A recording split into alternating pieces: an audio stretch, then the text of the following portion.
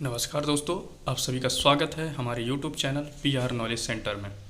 दोस्तों, आज के इस वीडियो में हम जो इम्पोर्टेंट वस्तुनिष्ठ या आप बोल सकते हैं इंग्लिश में ऑब्जेक्टिव टाइप के जो क्वेश्चन जो कि सभी कंपटीशन एग्जाम में आते हैं, अब हमारा वो टॉपिक चालू हो गया। हम उनके बारे में जानेंगे जो ऑब्जेक्टिव क्वेश्चन होते हैं, इम्पोर्टेंट होते हैं, वस्तुनिष्ठ टाइप के जो क्वेश्चन होते हैं जो एक एक नंबर के पूछे जाते हैं, इन्हीं से ही ऑब्जेक्टिव टाइप के क्वेश्चन बनते हैं। तो हम इन क्वेश्चनों के बारे में जानेंगे। आप इन क्वेश्चनों को अच्छे से ध्यान से इनके बारे में जानिएगा, नोट कर लीजिएगा। जैसे कि पहला है विश्व के प्रमुख भौगोलिक उपनाम। आज हम इनके बारे में जानेंगे कि किस स्थान को किस नाम से जाना जाता है। विश्व के प्रमुख भौगोलिक उपनाम, भूगोल की दृष्टि से, भौगोलिक दृष्टि से किस स्थान को किस नाम से जाना जाता है। ठीक है, तो देखिए, 7 पहाड़ियों का नगर रोम को कहते हैं इटली।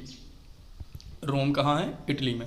तो 7 पहाड़ियों का नगर किसे कहते हैं? रोम। और रोम किस देश में है? इटली देश में। 7 पहाड़ियों का नगर रोम को कहते हैं। होली सिटी यानी पवित्र सिटी, होली सिटी रोम को ही कहते हैं। 7 पहाड़ियों का नगर रोम, होली सिटी रोम। गगनचुंबी इमारतों का नगर, बहुत ऊंची ऊंची इमारतें। दोस्तों, ऊंची ऊंची इमारतें सब जगह होती हैं। हमारे मुंबई में भी हैं, बेंगलोर में भी हैं, दिल्ली में भी हैं, नोएडा में भी हैं। लेकिन ये उनकी बात की जाती है जो बहुत पहले से वहाँ पास ऊंची ऊंची इमारतें हैं और अधिकांश मात्रा में हैं। ऐसा नहीं है कि 20-25 मंजिला हों ऊंची ऊंची इमारतें, फिर वही 2-2 मंजिला हो, इस तरह नहीं, यहाँ अधिकांश हैं।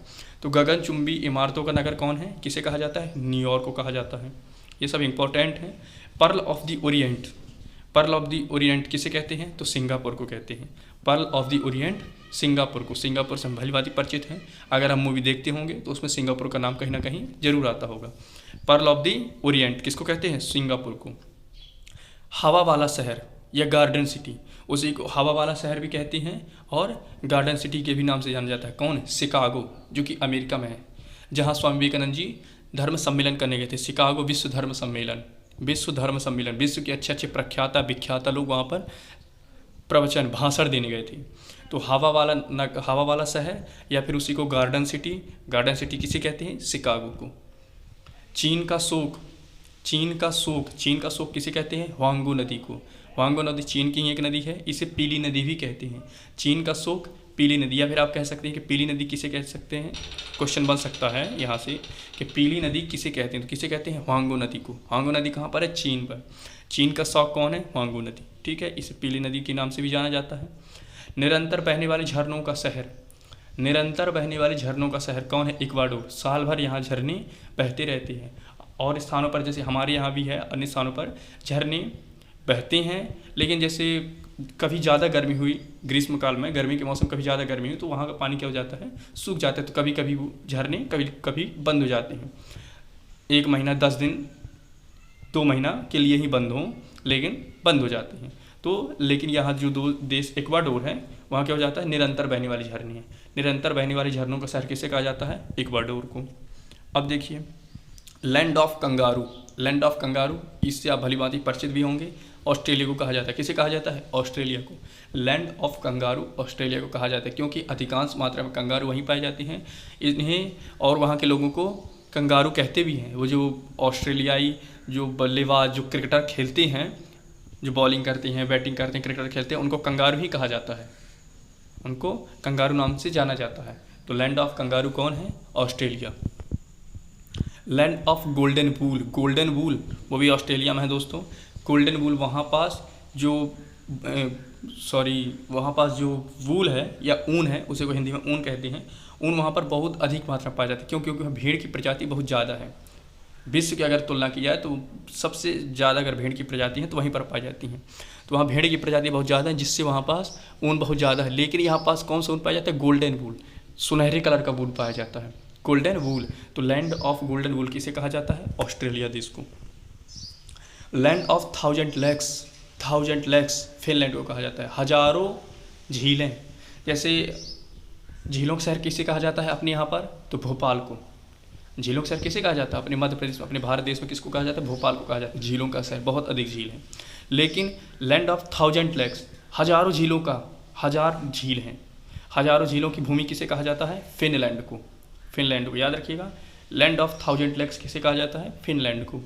अब लैंड ऑफ मिडनाइट सन, रात को सूरज कहाँ दिखाई देता है? तो नॉर्वे में। ये जनरल नॉलेज का बहुत अच्छा क्वेश्चन है, कई बार पेपर में ये पूछे भी जाती हैं। लैंड ऑफ मिडनाइट सन किसे कहा जाता है? नॉर्वे को। लैंड ऑफ मिडनाइट सन, आधी रात को यहाँ सूरज दिखता है, थोड़ी देर के लिए दिखता है दोस्तों, उसके बाद अस्त हो जाता है, लेकिन दिखता तो है रात को, इसलिए इसको लैंड ऑफ मिडनाइट सन कहती है। अब देखिए भूमध्य सागर का द्वार, भूमध्य सागर का द्वार किसे कहते हैं? Gibraltar, Israel. जिब्राल्टर एक दोस्तों जल संधि भी है, वही है, भूमध्य सागर का उसे द्वार कहा जाता है जिब्राल्टर, इजराइल में। जिब्राल्टर वहाँ पर जल संधि हुई तो उस स्थान के नाम पर हुआ, और वो स्थान कौन है? जिब्राल्टर। तो भूमध्य सागर का द्वार उसी को कहा जाता है। भूमध्य सागर का द्वार किसे कहा जाता है? जैसे आपके घर की द्वार होती हैं, जिसे आप चौखट कहते हैं, कुछ भी कहते हैं, घर का द्वार होता है, दरवाज़ा लगा दिए तो बंद कर दे, मतलब दरवाज़ा अगर बंद कर लिए तो कोई यहाँ से नहीं आ पाया, अंदर नहीं आ पाया, ना कोई बाहर जा पाता। इसी तरह जो भूमध्य सागर का द्वार जहाँ से शुरुआत होती है घर की, तो जहाँ से शुरुआत होती है घर की उसे द्वार कह दिए, उसी तरह जहाँ से शुरुआत होती है भूमध्य सागर की उसे भूमध्य सागर का द्वार कह दिए। वो कौन है? जिब्राल्टर या इजराइल, इजराइल में। अब आते हैं होली लैंड, पवित्र लैंड कौन है? Holi land Jerusalem. कहाँ है ये? स्कॉटलैंड में, जेरूसलम स्कॉटलैंड में है, होली लैंड कहते हैं। स्कॉटलैंड है जो है, स्कॉटलैंड के अंतर्गत जो जेरूसलम है, जो शहर है, नगर है, उसे होली लैंड के नाम से जाना जाता है। अब देखिए नील नदी की देन मिस्र, यह दोस्तों नील नदी पूरे विश्व की सबसे बड़ी नदी है नील नदी, और यह अफ्रीका में है। तो नील नदी की देन क्या है? नील नदी दोस्तों एक अलग देश बनाकर चला गया, मिस्र देश। नील नदी की देन क्या है? मिस्र। उसने मिस्र देश का निर्माण कर दिया। वो जलोढ़ जो मिट्टी बहाकर लाती हैं, जो कंकड़ पत्थर, वो एक जगह जमा कर दी। चूँकि वो बहुत बड़ी नदी है इसलिए वो बहुत अधिक मात्रा में मिट्टी कंकड़ ये सब धूल कर एक साथ जमा करती है, और उसके कारण उन सब के जमा होने के कारण एक देश का निर्माण हुआ जिसे मिस्र कहते हैं। नील नदी की देन क्या है? मिस्र। अरब सागर की रानी, जी दोस्तों, अरब सागर की रानी या उसी को पूर्व की वेनिस भी कहते हैं, कोच्चि भारत। अरब सागर की रानी किसे कहा जाता है? तो कोच्चि भारत को, और पूर्व की वेनिस, ये हम भली भांति इससे परिचित थे, नहीं परिचित हैं तो अब आप जान गए होंगे कि पूर्व की वेनिस किसे कहते हैं? कोच्चि, जो कि हमारे भारत देश में, ये हमारे लिए गर्व की बात है, हम भारतवासियों के लिए। अरब सागर की रानी, अरब सागर की रानी किसे कहते हैं? कोच्चि को, या उसको दूसरे नाम से भी जानते हैं तो पूर्व की वेनिस, पूर्व की वेनिस कोच्चि भारत। अब देखिए प्लेग्राउंड ऑफ यूरोप, यूरोप का प्लेग्राउंड किसे कहते हैं? स्विट्जरलैंड को। क्यों कहते हैं दोस्तों? हो सकता है वहाँ पर ज़्यादा स्टेडियम हो, या फिर हो सकता है वहाँ पास जो कोच का जो सेंटर होता है कोचिंग का, वो सब वहाँ पास हो, अच्छे अच्छे खिलाड़ियों के रहने का स्थान वहाँ पास हो, अधिकांश सभी खिलाड़ियों के, इसलिए उसे प्लेग्राउंड ऑफ यूरोप किसे कहते हैं? Playground of Europe Switzerland. Playground of Europe किसे कहते हैं?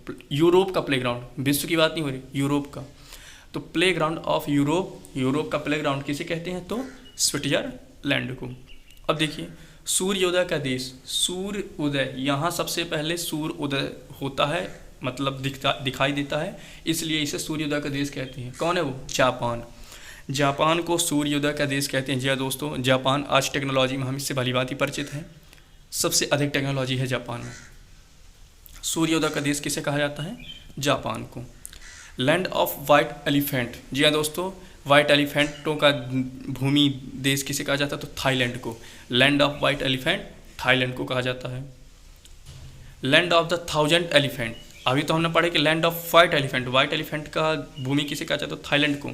लेकिन अगर अब बात की जाए कि कितनी 1000 एलिफेंट, हजारों एलिफेंटों की भूमि किसे कहा जाता है? लैंड ऑफ द 1000 एलिफेंट, तो लाओस किसे कहा जाता है? Laos. Land of the 1000 elephant Laos. तो क्वेश्चन अच्छे से पढ़िएगा। अगर पूछता है कि लैंड ऑफ वाइट एलिफेंट तो थाईलैंड, अगर पूछता है कि लैंड ऑफ द 1000 एलिफेंट तो लाओस। अब लिली का देश, लिली दोस्तों ये किसी का नाम नहीं है, आप सोच लें कि लिली वहाँ पाई जाती हैं, हम वहाँ जाएंगे, ऐसा कुछ नहीं है। लिली नाम नहीं है, लिली किसी इंसान का नाम नहीं है। लिली दोस्तों फूल है एक, जैसे कमल का फूल होता है, कुमुदनी का फूल होता है, वैसे लिली कुमुदनी। लिली का देश किसे कहा जाता है? कनाडा को। किसे कहा जाता है? लिली का देश कनाडा। अब संसार की छत, पामीर का पठार, ये हम पिछले वीडियो में भी, जो हमारे पिछले वीडियो थे उसमें हम जान चुके थे, जब हमारा टॉपिक चल रहा था एशिया महाद्वीप का। तो संसार की छत किसे कहा जाता है दोस्तों? पामीर के पठार को। जो हमारा पामीर का पठार है उसे पूरे संसार की छत कहा जाता है। ये इतनी विशाल एरिया में है कि 4-5 राज्यों में ये फैला हुआ है, 4-5 राज्यों में अपना स्थान बनाए हुए, घेरे हुए 4-5 राज्यों को। तो संसार की छत किसे कहा जाता है? पामीर के पठार को। City of the golden gate, golden gate की सिटी किसे कहा जाता है? तो San Francisco. City of the golden gate San Francisco, ठीक है, सैन फ्रांसिस्को को city of the golden gate कहा जाता है। अब देखिए दक्षिण का ब्रिटेन, दक्षिण का ब्रिटेन किसे कहा जाता है? न्यूजीलैंड को। दक्षिण का ब्रिटेन, ब्रिटेन देश हम जान चुके थे, हम बताए थे जब दो तीन देश मिलते हैं तो उसे ब्रिटेन कहते हैं। तो दक्षिण का ब्रिटेन किसे कहा जाता है? न्यूजीलैंड को। जैसे जो ब्रिटेन है जिसमें इंग्लैंड शामिल होता है, इंग्लैंड स्कॉटलैंड जो देश आते हैं वो ब्रिटेन कहलाता है। लेकिन दक्षिण का ब्रिटेन, दक्षिण मतलब जो दक्षिण महाद्वीप साइड है, दक्षिण महाद्वीप साइड, तो दक्षिण का ब्रिटेन किसे कहा जाता है? न्यूजीलैंड को। न्यूजीलैंड जो कि ऑस्ट्रेलिया महाद्वीप के अंतर्गत आते हैं उसे दक्षिण का ब्रिटेन कहा जाता है। ये सब इम्पोर्टेंट ही हैं। अब देखिए अंध महाद्वीप, अंध महाद्वीप किसे कहा जाता है? अफ्रीका को। अंध महाद्वीप के नाम से कौन जाना जाता है? अफ्रीका। या फिर ऐसे क्वेश्चन पूछ सकता है कि अफ्रीका को किस महाद्वीप के नाम से जाना जाता है? तो अंध महाद्वीप के नाम से। अब देखिए 7 टापुओं का नगर, जी हाँ दोस्तों, 7 टापुओं का नगर किसे कहा जाता है? तो मुंबई को। जो मुंबई है, जो हमारा मुंबई शहर है, उसे 7 टापुओं का नगर कहा जाता है। और दोस्तों ये जो नाम दिए जा रहे हैं तो ये प्रदेश लेवल या देश लेवल पर नहीं दिए जा रहे हैं, पूरे विश्व स्तर लेवल पर दिए जा रहे हैं। अगर 7 टापुओं का नगर कहा जाएगा, किसी भी जनरल नॉलेज किसी भी देश में ये क्वेश्चन पूछा जाएगा तो मुंबई ही लिखा जाएगा। पूरे विश्व में अगर विश्व में कहीं भी ये क्वेश्चन पूछ दिया कि 7 टापुओं का नगर कौन है तो मुंबई है। यहाँ पर 7 टापू हैं, 7 टापू हैं, इसलिए इसे 7 टापुओं का नगर कहा जाता है मुंबई को, ठीक है। अब देखिए पूर्व का मैनचेस्टर, जी दोस्तों, पूर्व का मैनचेस्टर किसे कहा जाता है? तो ओसाका, जापान। जैसे हमारे भारत का मैनचेस्टर, जो भारत का मैनचेस्टर किसे कहते हैं? अहमदाबाद को, जो कि गुजरात प्रदेश में है, हमारे गुजरात प्रदेश में है, उसे भारत का मैनचेस्टर कहते हैं, अहमदाबाद को। उसी तरह अगर बात की जाए कि पूर्व का मैनचेस्टर, पूरे विश्व स्तर की बात हो रही है, तो पूर्व का मैनचेस्टर कौन है? Osaka, Japan. अब भारत का बगीचा, जी दोस्तों, भारत का बगीचा किसे कहते हैं? तो बेंगलुरु को। बेंगलुरु को भारत का बगीचा कहते हैं। बेंगलोर जो देश नहीं, शहर है। बेंगलोर जो शहर है दोस्तों, बहुत ही खूबसूरत शहर है और टेक्नोलॉजी में बहुत ही विकसित, बहुत ही आधुनिक टेक्नोलॉजी है। हमारे भारत में बात की जाए तो बेंगलोर जो शहर है टेक्नोलॉजी में बहुत ही आगे है। तो भारत का बगीचा किसे कहा जाता है? बेंगलोर को, बेंगलुरु, ठीक है। अब देखिए श्वेत शहर, जी दोस्तों, श्वेत शहर बेलग्रेड को कहते हैं। क्यों? मैं बताता हूँ। क्या दोस्तों, वहाँ पास जो इमारतें हैं सब हैं, जो इमारतें बनी हुई हैं, जो बड़ी बड़ी बिल्डिंगें बनी हुई हैं, उनका जो कलर है, वहाँ पास जो पत्थर यूज किए जाते हैं, वहाँ पास जो कलर पेंटिंग यूज की जाती है वो पूरी सफ़ेद की है। वहाँ पास जो आपको पेंटिंग देखने को मिलेगी, पूरी बस्ती देखने को मिलेगी इस तरह। जैसे हमारे यहाँ पास जो जैसलमेर है, राजस्थान का जैसे जैसलमेर है, उसको गोल्डन सिटी कहते हैं। क्यों? क्योंकि यहाँ पास जो पत्थर पाया जाता है दोस्तों, उसका जो कलर होता है एकदम सोने जैसा होता है। और उसी पत्थर के यहाँ पास अधिकांश घर बने हुए हैं, तो देखने पे जब सूर्य का प्रकाश उन पर पड़ता है तो चमकते हैं सोने जैसे, इसलिए इसे गोल्डन सिटी कहते हैं। ऐसे जैसे जयपुर को पिंक सिटी कहते हैं, इसी तरह श्वेत शहर किसे कहते हैं? श्वेत सिटी, श्वेत शहर या वाइट सिटी किसे कहते हैं? बेलग्रेड को।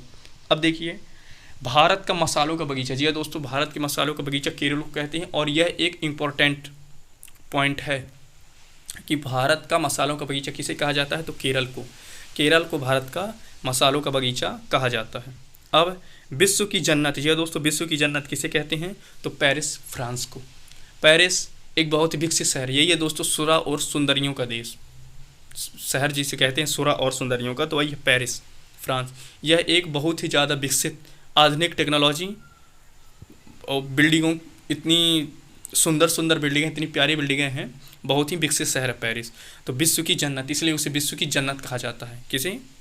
पेरिस शहर है, किसका? फ्रांस का। फ्रांस की राजधानी भी पेरिस, ये राजधानी है फ्रांस की। अब देखिए एशिया का पेरिस, ये तो हो गया विश्व का पेरिस, विश्व की मतलब विश्व की जन्नत पेरिस को। अब एशिया की जन्नत, ये उसी को कहेंगे एशिया का पेरिस। कौन है? थाईलैंड। जो थाईलैंड देश है वह एशिया का क्या है? पेरिस है, एशिया की आप जन्नत कह सकते हैं। कौन है? थाईलैंड।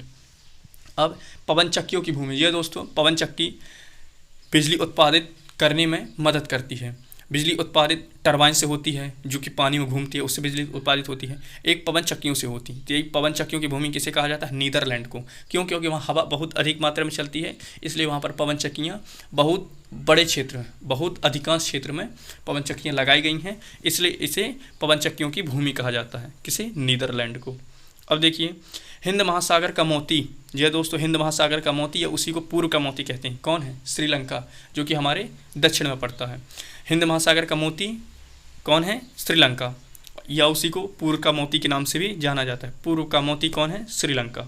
ठीक है, अब देखिए, ठीक है, यहाँ से दोस्तों हमारे टॉपिक क्या होते हैं जो इम्पोर्टेंट थे भौगोलिक उपनाम को, विश्व की जो भौगोलिक उपनाम है, यहाँ से हमारे जो टॉपिक हैं ख़त्म होते हैं, जो पॉइंट है। वैसे और हैं अलग अलग जो अभी अपने देश के पढ़ेंगे तो विश्व स्तर को लेकर थे, विश्व में जो इम्पोर्टेंट थे। अब जब अपने देश के आएंगे तो उनके बारे में जानेंगे। ठीक है दोस्तों, हमारे वीडियो देखने के लिए आप सभी का बहुत बहुत धन्यवाद।